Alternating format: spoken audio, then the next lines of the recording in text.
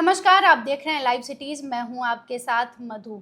एक तरफ बिहार में भरत तिवारी का कथित एनकाउंटर, जिसको कुछ लोग फर्जी एनकाउंटर भी बता रहे हैं, ये मामला थमने का नाम नहीं ले रहा है और दिन ब दिन इसको लेकर चर्चाएं और ज़्यादा तेज होते जा रही है। तो इसी बीच पटना हाई कोर्ट ने एक भागलपुर के मामले में संज्ञान लेते हुए पुलिस अधिकारियों को नोटिस भेजा है और ये नोटिस फर्जी एनकाउंटर से जुड़ा हुआ है। तो इस मुद्दे पर हम बातचीत करेंगे, क्योंकि बिहार में इस वक्त अगर एनकाउंटर को लेकर पटना हाई कोर्ट कोई भी चीज़ जारी कर रही है, नोटिस जारी कर रही है, तो वो बड़ी बात है। क्योंकि दूसरी तरफ भरत तिवारी का एनकाउंटर जो अब नेशनल मुद्दा बन गया है, हर राज्य में इसकी चर्चा हो रही है। तो ऐसे में हम बातचीत करते हैं और इस मुद्दे पर बातचीत करने के लिए हमारे साथ मौजूद है पटना हाई कोर्ट के जाने माने अधिवक्ता देव प्रकाश सर। सर, आपका स्वागत है।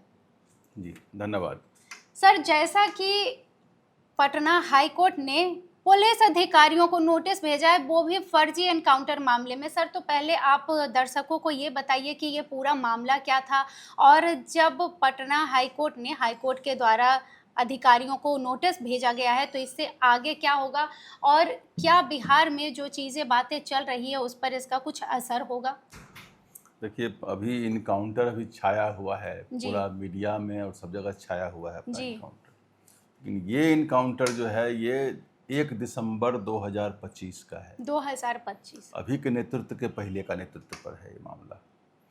29 नवंबर 2025 को अविनाश श्रीवास्तव भागलपुर जेल से रिलीज होते हैं और उनको वहीं से सादे वर्दी में ऐसा आरोप है कि 2 पुलिस वाले उनको वहाँ से किडनैप कर लिए और किडनैप करके बरौनी फ्लैग के संबलपुर थाना में लाए। वहाँ इनकाउंटर करने का प्रयास कर रहे थे, लेकिन वहाँ उनको संजोग नहीं लगा।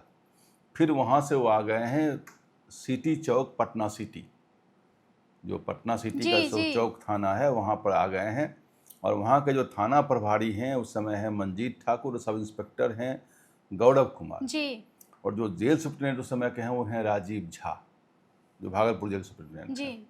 उसको वहाँ लाया गया और रात के मध्य रात्रि में 12-1 बजे रात में कोई बगल में रेलवे ब्रिज है, आरोप भी है, वहाँ ले गए हैं और ले करके उसको पॉकेट में एक कट्टा थोड़ा सा खुला गोली रख करके और उसको एक कन्फेशन लिए हैं उससे कि कुछ बुलवाए हैं कि हमारे पास फर्जी कन्फेशन लिए हैं, एकदम पिस्ट में क्या कहते हैं, गोली के नोक, बंदूक के नोक पर ले लिए कन्फेशन और ले करके उसको वहाँ इनकाउंटर कर दिए।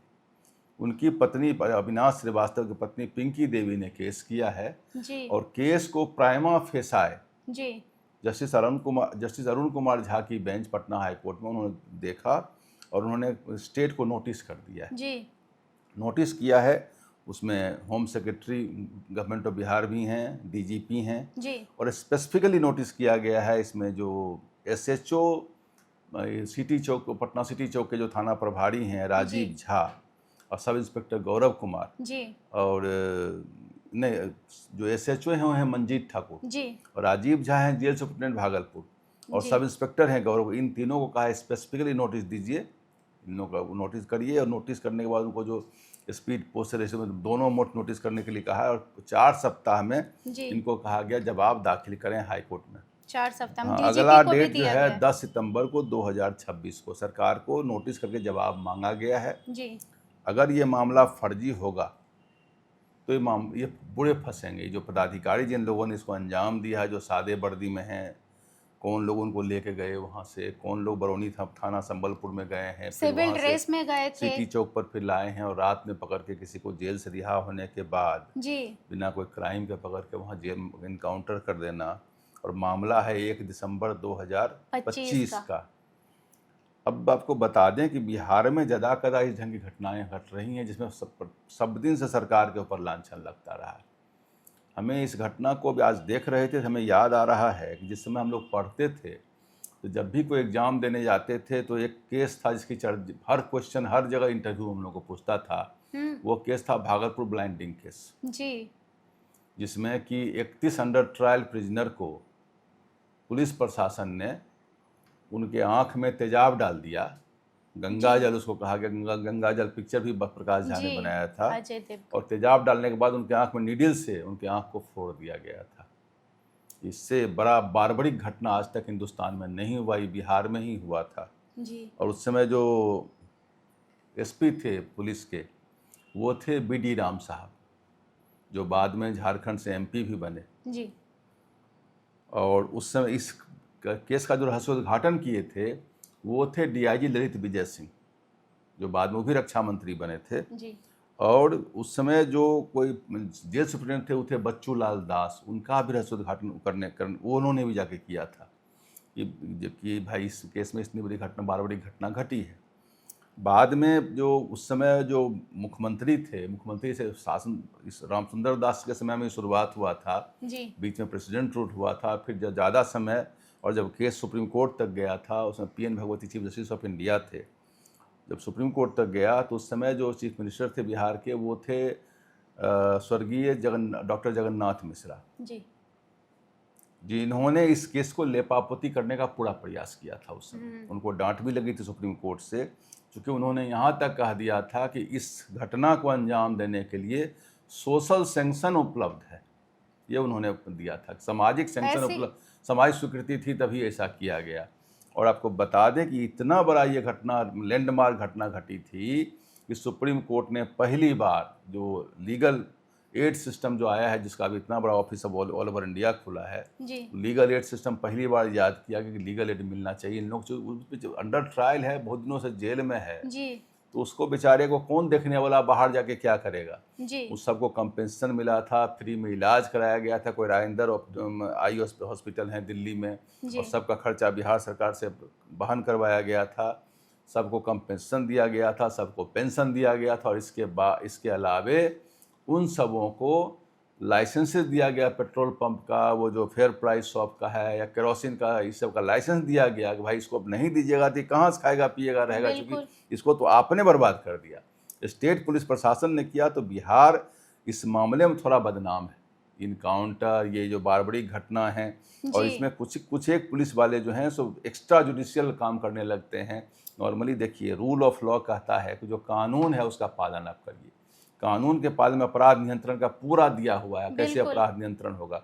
उस अपराध नियंत्रण के सीमा से भर के कुछ लोग जो एंथुजियास्टिक हो जाते हैं, पुलिस ऑफिसर्स लोग, और कुछ लोग अब सोचते हैं कि हम जैसे क्रिमिनल को, भाई क्रिमिनल तो क्रिमिनल है, जी, तो अपराध को अपराध से तो नहीं रोक सकते, हम तो स्टेट हैं। जी, स्टेट तो अपना जो संविधान है, जो क्रिमिनल लॉ है, उससे ना हम चलेंगे। जी, तो क्रिमिनल लॉ से जो कंट्रोल होगा वो हम करेंगे। जी, तो उनको हम जाके क्रिमिनल की तरफ से कंट्रोल करना शुरू कर देंगे। मैंने शुरू में ही कहा था कि encounter philosophy is the criminal philosophy. जी, ये अपराध से नहीं रुक सकता, स्टेट अपराध नहीं कर सकती, राज्य अपराध कर ही नहीं सकती।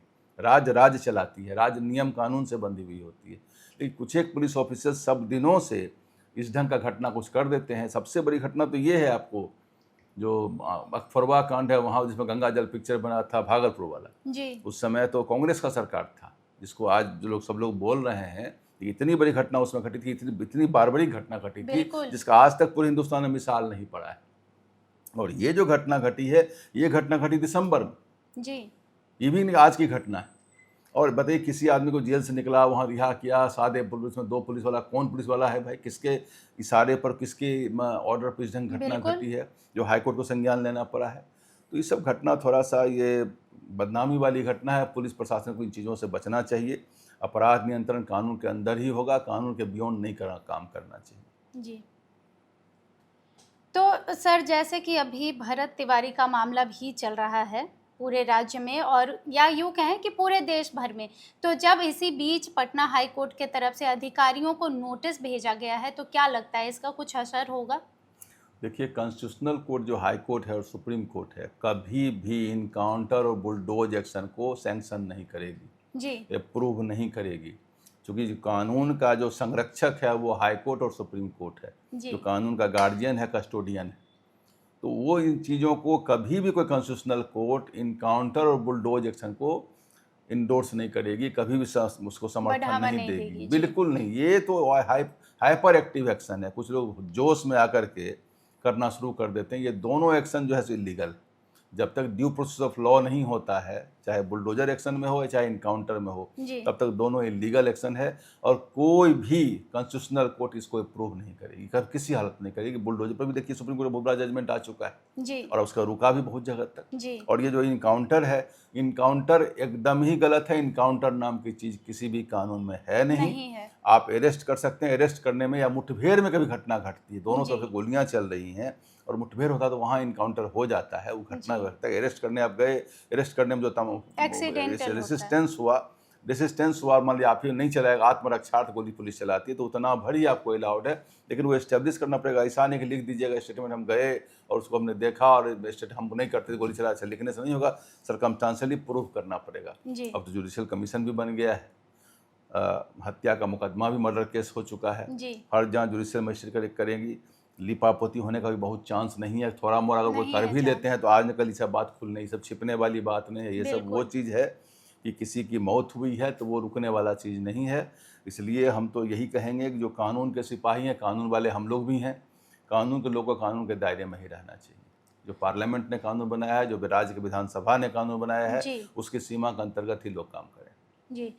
तो तमाम बातें आपने सुनी है, अब फर्जी एनकाउंटर नहीं चलेगा और यहाँ तक कि सर ने ये भी बताया है कि एनकाउंटर ही इलीगल होता है। तो तमाम बातें आपने सुनी है, अब देखना ये होगा कि पटना हाई कोर्ट के नोटिस के बाद अधिकारियों के तरफ से क्या जवाब दिया जाता है और जो भी फैसला होगा आगे चलकर, जो भी अपडेट आएगा, तमाम जानकारी आपके साथ ज़रूर साझा करेंगे। आप जुड़े रहें हमारे साथ। आपका भी सर हमारे साथ जुड़ने के लिए धन्यवाद। आपने बहुत जानकारी दी हमारे दर्शकों को। आप भी देखते रहें लाइव सिटीज़। बिहार की तमाम खबरों के लिए बहुत बहुत धन्यवाद।